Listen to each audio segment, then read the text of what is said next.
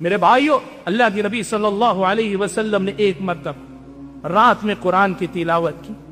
قرآن کی تلاوت کرتے کرتے اللہ کے نبی اس آیت پہ پہنچے، ربی انہن اضلن کثیرا من الناس فمن تبعنی فانہ منی ومن عصانی فانک غفور رحیم۔ اللہ کے نبی اس مقام پہ پہنچے،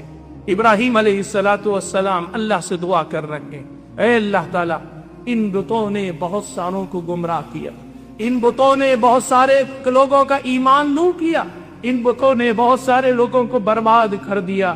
فمن تبعنی فانہ منی، اب میری دعوت پر جو گہرے ہو گئے وہ تو میرے ہو گئے، ومن عصانی، لیکن میری نافرمانی کر گئے جو ابھی ایمان نہیں لائے، فإنک غفور الرحیم، اے رب العالمین تو غفور ہے، تو رحیم ہے۔ حضرت ابراہیم علیہ السلام اپنی قوم کے لیے دعا کر رہے ہیں، اللہ کے نبی حضرت ابراہیم کی یہ دعا پڑھتے ہیں، پھر اللہ کے نبی یہ دعا بھی پڑھتے ہیں کہ حضرت عیسیٰ دعا کرتے ہیں، روز قیامت کہیں گے ان تعذبہم فإنہم عبادک، اے اللہ تعالیٰ میرے بعد جو میرے راستے سے بھٹک گئے، اگر تو انہیں برباد کر دے، ان کو تو ہلاک کر دے، اگر تو ان کو عذاب دے، فإنہم عبادک، یہ تیرے غلام ہے، تیرے بندے ہیں، اور تیری نافرمانی کر کے سزا کے مستحق ہے، لیکن وَإِن تغفر لَهُمْ، لیکن اے اللہ تعالیٰ اگر تو ان کو معاف کر دے،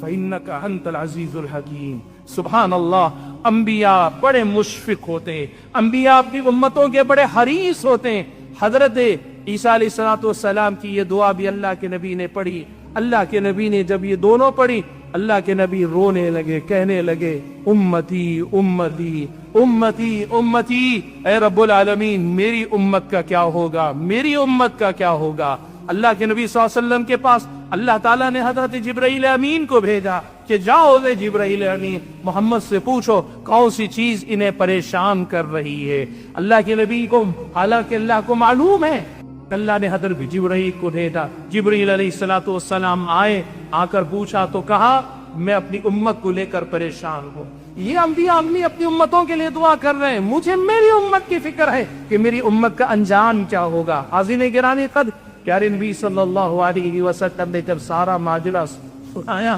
تو حضرت جبرائیل گئے، رب العالمین کے سامنے ساری بات اور کی، رب العالمین میں کہلا لے گا کہ جاؤ جبرائیل محمد کو سنا لو، انا سنویک فی امتک، ہم آپ کی امت کے حق میں ایسا فیصلہ کریں گے، ایسا فیصلہ کریں گے جس فیصلے سے آپ راضی ہو جائیں گے، آپ کو راضی کریں گے، آپ کی امتیوں کی بخشش میں کرتا رہوں گا۔ سبحان اللہ، دنیا والوں، کیا ایسا بھی کوئی محسن مل سکتا ہے؟